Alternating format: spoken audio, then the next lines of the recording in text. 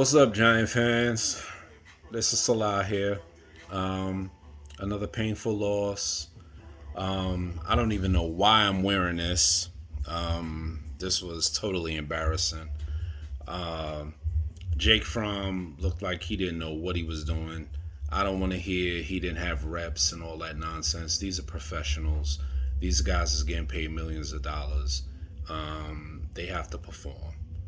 Um, then they threw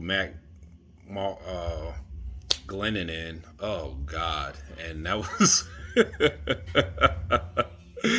and that was the worst. I mean, between Mike Glennon, Jake Fromm, and Riley Dixon not being able to punt the ball farther than 35 yards, that was insane. We were getting blown out by 30 points, and then Joe Judge takes a timeout. Why? I mean, just accept the loss, get out of Dodge, and just leave it alone. Why take a timeout in the fourth quarter? You're down 24 points, and then you take a timeout. You know, Matt Pert got a little bit of burn because Nate Solder was out with COVID, but the O line was really ineffective. They had a couple of lanes open for Saquon. He was averaging, I think, about 4.2 yards a carry, something like that, which isn't bad. But that was the only offense we had. We didn't throw the ball to Darius Slayton, really. We didn't get the ball to Evan Ingram until late. We had a couple of throws to Kenny Galladay. One should have been a pick that Jake Fromm threw in the second quarter. It's just deplorable. I'm waiting for the draft, period. The draft can't come fast enough. April can't come fast enough. I don't care what anybody says. We got 2 first round picks. I want to see 2 offensive linemen. Period. Bottom line. You can always get an edge rusher in the second round.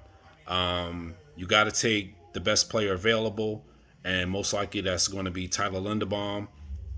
Evan Neal will probably be off the board, so it'll probably be Ikem Ekwonu, and I'm fine with both of them. You pair them with Andrew Thomas. You get Nick Gates back. Hopefully, you could put him at guard, and then maybe you hold on to Will Hernandez for one more year or so. But your offensive line is basically solid then, which is a complete opposite of what it is now because it's atrocious. I'm wearing my Eli jersey today, which is an embarrassment to him. I shouldn't even be wearing this. Next week we have Chicago. We're probably going to lose that game because they got a great defense. Well, not a great defense, but they got a good defense. They got Robert Quinn, Khalil Mack, Akeem Nicks in the middle. So that's going to be another tough test for us. But another tough loss again today. It looks like Joe Judge is going to be here another year. He's got to go.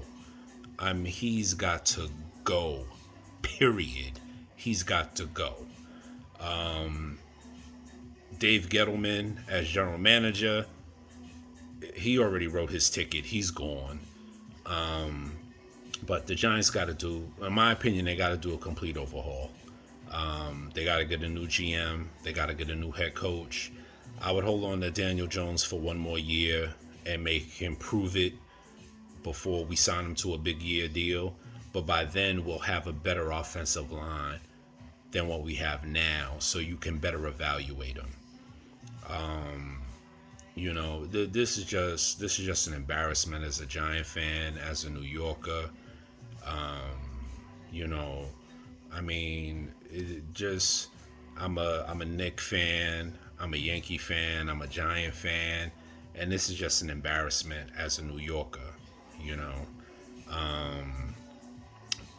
and to lose to Philadelphia, that's what hurts the most. You know, I mean, to lose to the Eagles is what's worse. You know, it's not that we lost the game, it's that we lost to Philadelphia. You know, and then we got blown out by Philadelphia. And their best back, Miles Sanders, didn't even play in the second half. You know, so that wasn't even there wasn't even an excuse on that. You know, they just look they're playing hard. You know, which is what you want, but they're not executing at all, at all.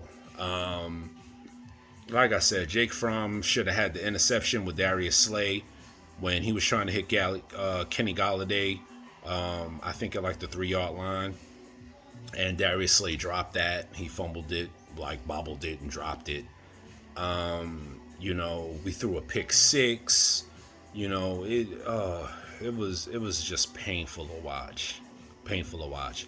I don't know about y'all, but I'm campaigning for Gettleman to go, Joe Judge to go, and if Daniel Jones doesn't get it right by next year, he's got to go. You know, these guys are getting paid millions of dollars and giving fans free sodas. Come on, John Mara's a billionaire. You know, throwing away medium sodas. You know, you're not even giving people large. You're giving them mediums. You know, so you're still cheap. You know, but I don't want Kevin Abrams as a GM. That's just in the line of the Gettleman tree, the John Mara Gettleman tree. I don't want Kevin Abrams. He's not gonna solve anything. He's a good money man. He's a good cap guy, but he's not a talent evaluator in my opinion. I don't want Louis Riddick because he just has a big mouth. Louis Riddick was the one that said take Dwayne Haskins over Daniel Jones, and we all saw how that went. Dwayne Haskins, I think he's on the Pittsburgh Steelers, and I think he's a third quarterback. So behind Dodds, I think, and then I forgot the guy's name, but it's Big Ben, another guy, and then Dwayne Haskins. So obviously that wasn't a good pick. No, we shouldn't have took Daniel Jones 6 overall. We should have took Josh Allen. And if Daniel Jones was there, so be it. But, you know, what's done is done. I don't expect Saquon to be back. I expect him to be traded. I expect Evan Ingram to be going via free agency, looking for greener pastures. So we're going to have to draft a running back. Hopefully, not in the first round. I don't want to see Kenneth Walker III being drafted by the Giants 5th overall. I'll have a heart attack.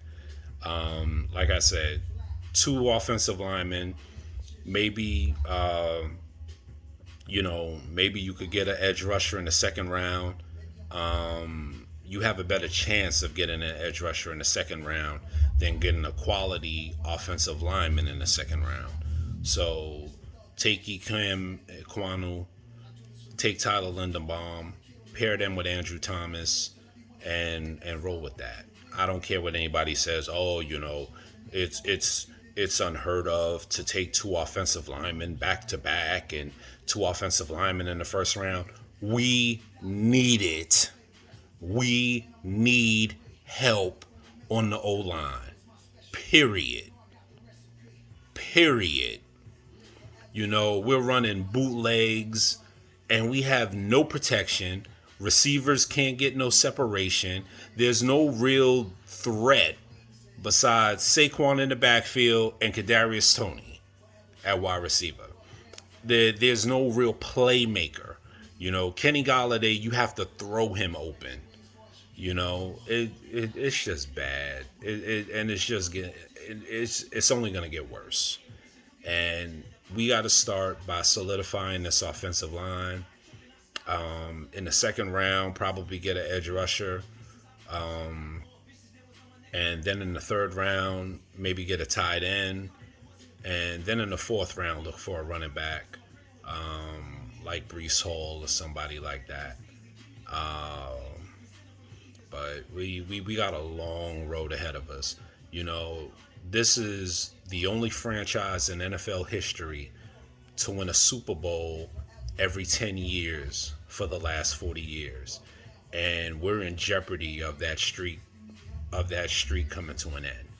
And I'm sorry to see that happen, but we really didn't look good today at all. I mean, the defense played well in the first half, and you would like to see them get some help from the offense. If they got some help from the offense, that would have helped. Um, you know, if you would have had a Drake London from USC, you know, as a playmaker on the offensive side of the ball today, maybe that would have helped. Since you don't have Sterling Shepard, um, you know, it was just bad. It was just bad. And you would like, I would like to see John Mara go, but he's not going to fire himself. So, but the they got a clean house in my opinion, and this was a testament of cleaning house. Um, you know, there's only but so much the defense is going to do. There's only but so much time that the defense is going to be able to keep you in games. The offense has got to put up points and has got to sustain drives.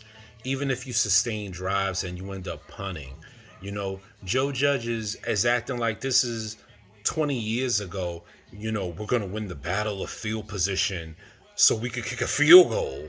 You know, like, ooh, we're going to kick a field goal. Like, come on. This is ridiculous. New York fans deserve better.